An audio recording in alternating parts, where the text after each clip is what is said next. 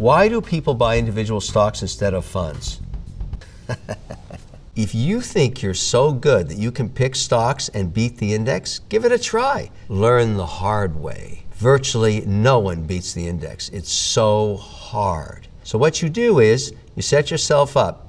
Maybe you put, I don't know, I'm just telling you, make it easy for you, $1,000 into one account where you're picking stocks, and another into the SPY. That's the SPY index, the ETF that tracks the entire SP 500. And then you find out the hard way. You're not that good. 90% of the time you can't beat it, so you might as well join it and stop trying to pick stocks. I don't pick stocks. This is a Reddit user asks, are dividend stocks ever worth it? The answer is absolutely yes. But the right dividend stocks, you'll find a good index called OUSA that really focuses on those that actually pay dividends to make sure they're not taking on inordinate debt to pay the dividend. You want the dividend paid out of operating free cash flow. And that's just giving you back some of your profits, that's all. Of course it's worth it. Mona Shark Cavell 04 asks, what shark do you think has the best ROI? Oh, there's no question, it's Mr. Wonderful. Who else could it be?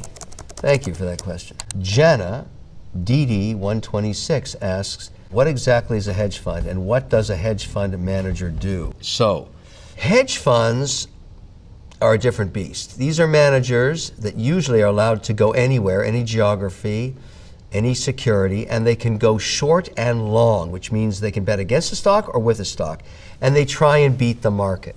Some of them do very well, some of them not so much. Generally, you want to look at a 5-year track record of a hedge fund manager. If they beat a hurdle of, let's say, 7%, they take 20% of all the gains above that. Some of them have no hurdle, which means they take 20% of any gain. The point is you'd always ask what the terms are. The classic hedge fund is 2 and 20. 2% fees, 20% of any gains. So investors get 80, the manager gets 20. Some of them have done very, very well, and some not so much. Equivalent Blue Jay asks, how good of an idea is it to invest into startups, and how do I sift through them? This is what I do on Shark Tank every day. I don't invest just one company each season. Sometimes I do a dozen, because I don't know which one's gonna work, and either do you. Startups are tricky, because history will tell you about 80% fail, and the 20% that make it pay you back for all your mistakes. But how many should you have? I think the magic number is a minimum of 7. And the way you do that is you go to a crowdfunding site like Start Engine, and you can look at all the different deals and decide how much you're going to invest in startups and pick 2 or 3 or 4 or 5 or 6, 7 deals and manage your portfolio that way. Makes it very easy.